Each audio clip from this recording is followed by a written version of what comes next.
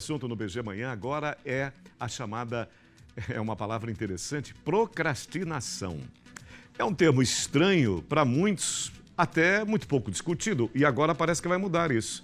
Porque faz parte do dia a dia de muita gente. Por exemplo, quem nunca adiou aquela tarefa do trabalho que foi um pedido do chefe, deixa para depois. Ou o estudante que nunca deixou um trabalho importante para fazer exatamente com antecipação, deixou para a última hora. Vamos saber quais cuidados devemos ter e o que nós podemos fazer para evitar esse hábito, a tal da procrastinação. Vamos conversar a partir de agora com a nossa psicanalista, a doutora Nancy Mitsumori, ela que é doutora em educação e também professora em psicologia, e um dado surpreendente, 20% dessas pessoas procrastinam. De nós, seja bem-vinda. Muito obrigada. Tudo bem, doutora? Dia. Como vai? Bom dia. Bom dia. Vamos primeiro entender, eu estava vendo esse estudo de que 20% da população mundial adia muito tudo. Define para nós o que é essa palavra diferente chamada procrastinação, doutora Nancy. Bom dia. Prazer mais uma vez estar aqui com você discutindo temas importantes, né, da saúde mental. Então, essa palavra, né, procrastinação, uma palavra difícil até de pronunciar e que no nosso vocabulário, provavelmente na nossa juventude, não estava tão presente como está presente no vocabulário da juventude hoje em dia, né? Eu tenho percebido isso a partir dos jovens, né, que eu tenho atendido em consultório e também lá na Universidade Tiradentes, onde eu trabalho no atendimento aos alunos.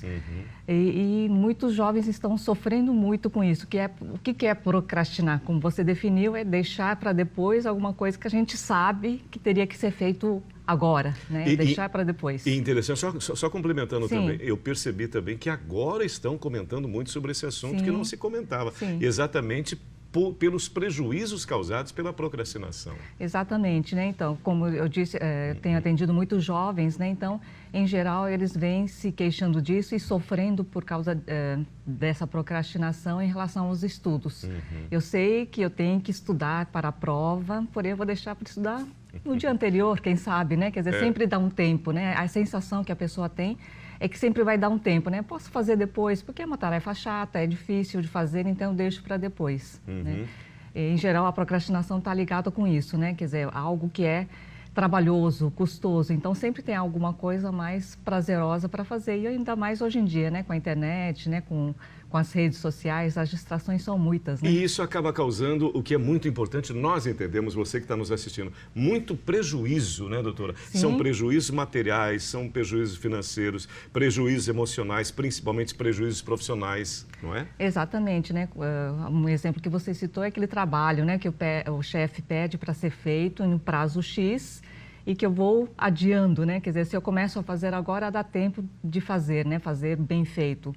Mas, na última hora, né, se eu deixo para fazer de última hora, provavelmente a qualidade do trabalho vai ser inferior, né? Então, isso causa prejuízo profissional, às vezes a perda, né, de um emprego, porque se a pessoa costuma fazer isso várias vezes, né, qual é o emprego que vai durar? Não é brincadeira, né, doutora? Não, com certeza. E nós temos esse hábito ou nós desenvolvemos? Nós já temos uma personalidade que nos predisponha a essa procrastinação ou com o tempo a gente vai adquirindo esse hábito? Não, na verdade, para a psicanálise, né, que é a abordagem que eu sigo, não existe nada inato no ser humano, né? Isso é algo que se desenvolve, enfim, né, por algum motivo. E tem uma palavra que é a chave, né, para a psicanálise, que é a questão do desejo. Então, a procrastinação também tem a ver com desejo. Por que se adia? A nossa relação com o desejo é sempre uma relação muito complicada, né? Talvez, num tratamento psicanalítico, por exemplo, a pessoa descubra que aquilo que ela está fazendo, um curso, por exemplo, né? Aquele curso não é o curso do desejo, né? Talvez foi aquilo que os pais desejaram, que a sociedade disse que é mais legal, mas o desejo não está colocado ali. E também, surpreendentemente, às vezes a gente procrastina porque justamente aquilo, o nosso objetivo, terminar aquele curso, por exemplo, é justamente o que a gente mais deseja. E assumir o desejo, bancar o desejo é uma coisa difícil também, né? Porque requer responsabilidade, né? Requer sacrifício também. Passaria também pela mudança de hábitos? Eu te perguntei a respeito dessa predisposição porque eu tive um pai extremamente disciplinador. Ele chegava a determinados exageros até. Então, eu fui treinado exatamente para antecipar tudo. Ontem mesmo eu trabalhei o dia inteirinho. O que eu fiz? Fiz uma lista, doutora, de tudo. Eram 6 itens, cumpri todos os 6 itens. Por quê? Porque quando eu era criança, meu pai já me treinou exatamente para isso. Seria exatamente esse condicionamento, a gente ter exatamente algumas formas de tratar os nossos compromissos dessa maneira, de uma maneira sistemática e disciplinada? Olha, diria que sim e não, porque, na verdade, o efeito que essa educação que o seu pai te deu, teve esse efeito sobre você. Foi. Né? Poderia ter o efeito oposto, por exemplo, né? Por causa de um pai, como eu ouço muito, né, no consultório, por causa de uma educação muito rígida, né, de um pai muito disciplinador, aquilo ficou muito assustador para a pessoa, né? Então, justamente o que ela faz para reagir a isso é procrastinar, né? Adiar tudo, faz o oposto, oposto, exatamente, né? Agora, em termos de dicas... Né, é o que eu ia te pedir, exatamente. Dicas práticas, por exemplo, alguns especialistas nos apontam, né? Por exemplo, a mais básica seria dividir aquela tarefa em tarefas menores. Então, o que a gente percebe, né, nos jovens, por exemplo, é que eles se estabelecem metas muito altas, né, muito grandiosas. Ah, não, eu estabeleço que eu vou estudar 4 horas por dia, tá? Se eu fraciono aquelas 4 horas por dia, que era a minha meta, eu sinto como um grande fracasso, porque eu não alcanço isso, eu não consigo isso. Realmente é bastante, né? É verdade. Se eu ficar 4 horas direto estudando. Mas se eu divido aquilo em frações, né? Ah, eu vou estudar 15 minutos, descanso, 15 minutos, descanso. Conseguiu atingir esses três vezes essa meta, por exemplo, quer dizer, já a sensação de sucesso já é positiva, né? Quer dizer, isso é motivador, tá? Agora...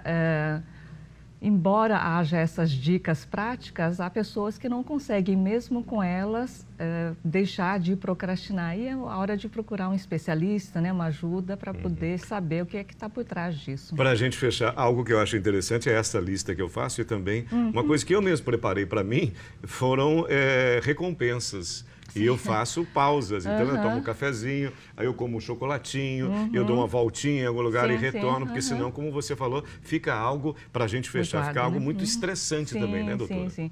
Então, sim, essas pequenas dicas, né, são boas, mas há pessoas que tentam mesmo isso e não conseguem. Por exemplo, a gente fala, se dê pequenas recompensas, né? Então, uma pausa depois de 15 minutos de estudo, por exemplo, você teria direito a um chocolate, alguma coisa assim. Mas, mesmo com isso, assim, a recompensa é grande demais para ela, então ela fica distraída naquilo, né? Daí, quando vê, já está ali, né? Então vou dar uma olhadinha no celular, enfim, né? As distrações são muitas, né? Coisas prazerosas, né? Fora daquilo que ela tem que fazer, são variadas. Então, a orientação é essa, né? Básica, que se essas dicas pequenas que você próprio está dando não funcionarem com ela, que realmente vá procurar, né, uma ajuda profissional. Um especialista, uma especialista, né, doutora? Um psicanalista, um psicólogo, né, alguém que possa ajudá-lo a perceber por que ele está se auto-sabotando. Porque não deixa de ser uma autossabotagem isso, né? E toma muito cuidado com isso aqui. Isso. Isso aqui é uma maravilha ao mesmo tempo, é uma arma perigosíssima. Tomar cuidado com a internet. Exatamente. E sempre procurando especialista. Doutora, muito obrigado. Obrigada. Prazer em rever você. Prazer é todo e um meu. ótimo trabalho. Muito obrigada. Tá bom? Obrigado, doutora Nancy. Bom dia. São 7h21, 7h21.